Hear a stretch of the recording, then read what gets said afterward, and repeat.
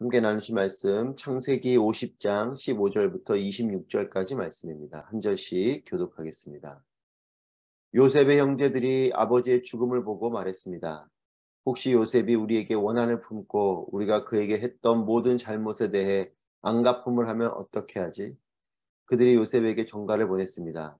아우님의 아버지께서 돌아가시기 전에 이런 지시를 하셨습니다. 정말 간절히 부탁한다. 비록 내 형제들이 내게 악을 행했어도 너는 내 형제들의 죄와 허물을 다 용서해 주어라 하고 말입니다. 그러니 아우님 아버지의 종들, 하나님의 종들이 지은 죄를 제발 용서해 주십시오. 요셉은 이 말을 듣고 울었습니다. 그때 요셉의 형제들이 와서 그의 앞에 엎드리면서 말했습니다. 보십시오, 우리는 아우님의 종입니다. 요셉이 형제들에게 말했습니다. 두려워하지 마십시오. 제가 하나님을 대신하겠습니까? 형님들은 저를 해치려고 악을 꾀했지만 하나님은 지금 보시는 것처럼 그것을 선하게 바꾸셔서 오늘날 많은 사람들의 생명을 구하셨습니다. 그러니 두려워하지 마십시오. 제가 형님들과 형님들의 자식들을 가르치겠습니다. 요셉은 형제들을 안심시키며 부드럽게 말했습니다. 이렇게 해서 요셉과 그의 아버지의 모든 집안이 이집트에 살았습니다. 요셉은 110세까지 살았습니다. 그는 에브라임의 자손 3대를 보았습니다. 므낫세의 아들 마길의 자식들도 요셉의 스라에서 컸습니다. 그런 후에 요셉이 그의 형제들에게 말했습니다. 저는 이제 죽지만 하나님께서 분명히 여러분을 돌아보셔서 여러분을 이 땅에서 데리고 나가 아브라함과 이삭과 야곱에게 맹세하신 땅으로 인도하실 것입니다. 요셉은 이스라엘의 자손들에게 맹세시키면서 말했습니다. 하나님께서 분명히 여러분을 돌아보실 것입니다. 그러면 여러분은 제 뼈를 이곳에서 갖고 나가 주십시오. 요셉이 110세에 죽었습니다. 그들이 요셉을 향료로 처리해 이집트에서 그를 입관했습니다. 아멘. 오늘도 우리와 함께 하시는 살아계신 하나님을 찬양합니다. 하나님의 놀라신 은혜와 또 축복이 여러분들 가운데 충만하시기를 축복합니다. 야곱이 죽음을 맞이하였습니다. 형제들 사이에 큰 버팀목이었던 이 야곱이 이제 죽고 사라지게 됐습니다. 15절 말씀입니다. 요셉의 형제들이 아버지의 죽음을 보고 말했습니다. 혹시 요셉이 우리에게 원한을 품고 우리가 그에게 했던 모든 잘못에 대해 안갚음을 하면 어떻게 하지? 때로는 누군가의 개입이 있을 때가 있습니다. 하지만 이제는 이 개입이 없을 때가 되었습니다. 야곱이 버팀목이 되어줬는데 이제 야곱이 사라지게 된 것이죠. 영적 홀로서기의 시간이 있습니다. 누군가의 개입과 누군가의 도움으로 살 때가 있지만 또한 그 존재가 사라지게 될 때 그때 우리는 홀로서기를 해야 되는 거죠. 이제 야곱의 형제들은 요셉의 형제들은 야곱의 죽음 앞에 이제는 버팀목이고 자신들이 의지하였던 야곱이 사라졌기 때문에 홀로서기의 시간을 해야 됩니다. 이 홀로서기를 할 때에 이 홀로서기가 누군가에게는 이제는 정말 자유로움을 갖게 되는 경우가 있고 또 누군가에게는 홀로서기가 두려움의 시간이 되기도 합니다. 의지했던 존재이지만 그 존재가 사라지면서 이제 내가 홀로 자유롭게 또 자립적으로 살아가게 되는 사람이 있고 어떤 사람은 그 존재가 사라지면서 두려워지는 경우가 있는 거죠. 이 형제들은 야곱의 죽음 앞에 두려움이 찾아왔습니다. 그래서 요셉을 설득합니다. 16절 말씀입니다. 그들이 요셉에게 전가를 보냈습니다. 아우님의 아버지께서 돌아가시기 전에 이런 지시를 하셨습니다. 여전히 야곱 찬스를 쓰고 있습니다. 자신들을 낮추면서 평화를 구걸하고 있습니다. 17절에 보시면 야곱의 말을 인용하면서 내 형제들의 죄와 허물을 다 용서해 주어라 이렇게 야곱이 말한 것을 전하면서 아우님 아버지의 종들 하나님의 종들이 지은 죄를 제발 용서해 주십시오. 요셉은 이 말을 듣고 울었습니다. 형제들의 이런 모습, 형제들이 자신들을 종이라고 표현하면서까지 낮추면서 요셉에게 구걸을 하죠. 이제 아버지가 돌아가셨으니 요셉이 자신들을 해코지 할까 봐 그것이 두려웠던 겁니다. 그래서 자신을 낮추면서까지 구걸하는 이 모습 속에 요셉이 눈물을 흘립니다. 두려움에 사로잡힌 자. 이 두려움에 사로잡힌 자를 어떤 사람은 그 두려움에 사로잡힌 자를 종으로 삼는 사람이 있어요. 아, 이제 나를 두려워하니까 내 마음대로 해도 되겠다. 이런 사람이 있고, 그 두려움에 사로잡힌 자를 눈물로 애통해 하는 사람이 있습니다. 요셉은 지금 눈물로 애통하고 있는 거죠. 연약한 자들을 위해서 사랑을 품으면 그들을 종으로 삼게 되는 것이 아니라 그들을 위해 눈물을 흘려줄 수 있는 것이에요. 요셉은 이 형제들에게 특별히 자신을 이집트로 판 형들에 대해서 사랑의 마음을 품고 있는 거죠. 그렇기 때문에 이 형제들의 모습을 보면서 자신에게 구걸하며 어떻게 보면 자신을 해코지하려고 하는 것에 대한 두려움 때문에 구걸하는 형들의 모습 속에 요셉은 눈물을 흘립니다. 사랑의 마음을 갖고 있기 때문에 그런 것입니다. 저는 우리도 이와 같이 연약한 자들을 바라볼 때에 눈물 흘릴 수 있는 사람들이 되기를 축복합니다. 어떤 사람은 나보다 연약하다고 여겨지면 그를 그 위에 군림하려고 그러고 그를 이용하려고 그러고 뭐 좋은 말은 아니지만 심지어는 갑질을 하려고 하는 이런 사람들이 있죠. 그것이 아니라 연약한 자를 볼 때마다 눈물이 나고 그들을 품게 되는 이런 사람들이 되어야겠습니다. 이 요셉이 눈물을 흘리고 또 요셉이 이렇게 형들을 용서해 주는 이 마음을 이미 품고 있는 데는 이유가 있습니다. 19절 말씀 함께 있습니다. 요셉이 형제들에게 말했습니다. 두려워하지 마십시오. 제가 하나님을 대신하겠습니까? 제가 하나님을 대신하겠습니까? 내가 중심이 되면 안 될 것들이지만 하나님의 중심이 되면 가능한 것들이 있어요. 요셉은 제가 하나님을 대신하겠습니까? 하나님이 용서와 또한 형들을 품어주는 이유가 됐다라는 것이에요. 그러니까 나를 두려워할 필요가 없습니다. 이것은 하나님의 뜻이고 하나님의 인도하심이고 또 하나님 안에서 내가 정한 마음입니다. 이 고백을 하는 거죠. 여러분, 사랑과 용서, 희생, 섬김 이와 같은 모든 것이 하나님이 앞서시면 가능한 것들이에요. 하나님이 나보다 앞서시면 사랑이 가능하고 하나님이 나보다 앞서시면 용서가 가능하고 하나님 나보다 앞서시면 희생도 하게 되고 하나님 나보다 앞서시면 섬김도 하게 되는 것입니다.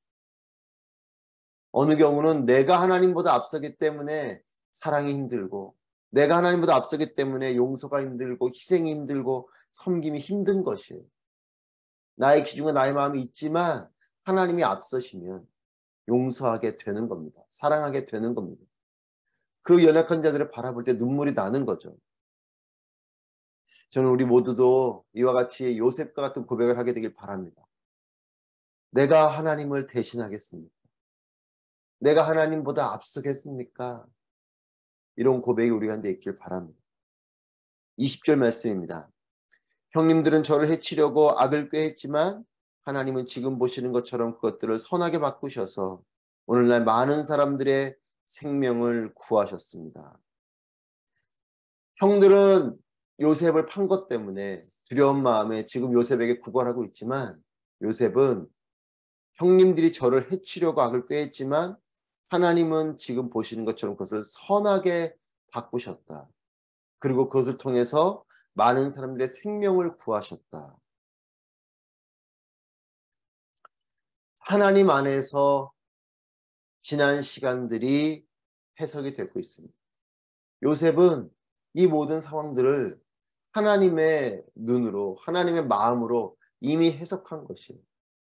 형들이 나를 팔았지만 나는 팔린 존재가 아닌 하나님이 나를 인도하신 존재다. 이렇게 나를 인도하신 것은 오늘 이 일들을 보니까 어려운 자들, 많은 사람들의 생명을 구하는 일에 내가 쓰임받고자 먼저 내가 이집트로 왔나 보다. 이렇게 해석이 된 거죠. 하나님 안에서 지난 시간들이 해석이 된 사람. 이 사람이 요셉인 것입니다. 저는 저와 여러분도 이렇게 우리의 지난 시간들이 하나님 안에서 해석되는 삶이 되길 바랍니다.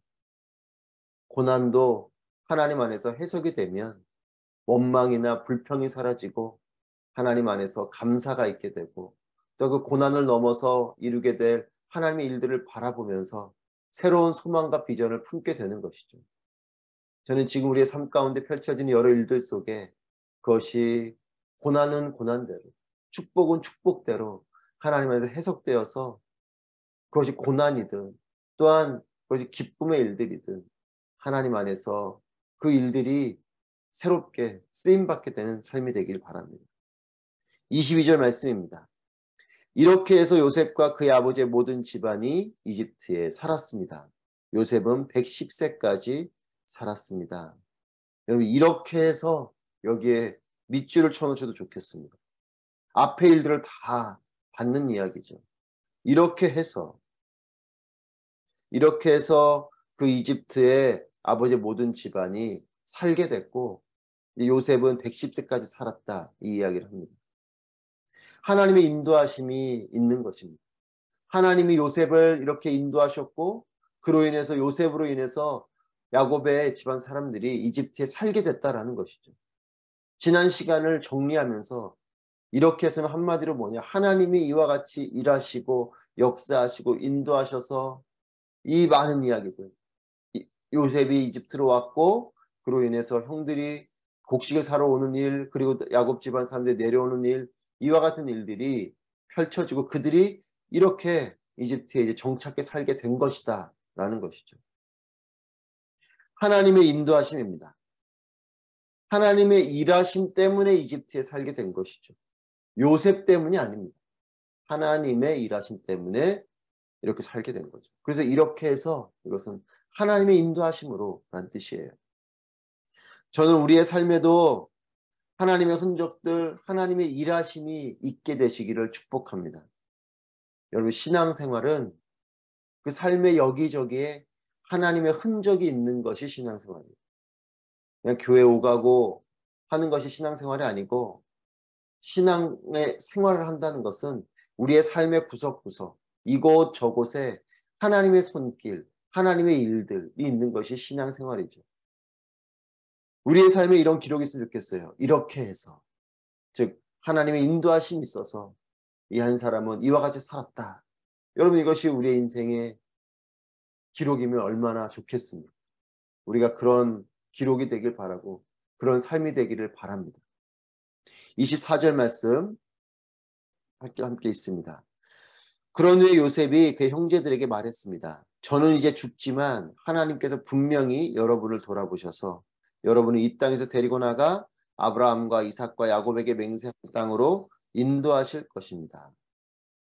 이 땅에서 데리고 나가 인도하실 것입니다. 하나님의 약속, 하나님의 사명을 이제 유언하듯이 유언처럼 이들에게 말합니다.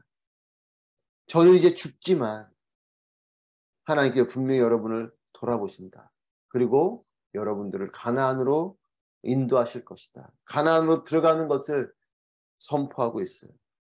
이집트에 살고 있지만 하나님의 약속의 땅 가나안을 바라보며 사는 삶이 요셉의 삶이었습니다. 그리고 또 이 형제들에게 가나안으로 들어갈 것을 그 사명을 전해주고 있습니다. 나는 내가 서 있는 곳에서 나는 내가 사는 땅에서 무엇을 기억하고 무엇을 바라보며 살고 있습니까?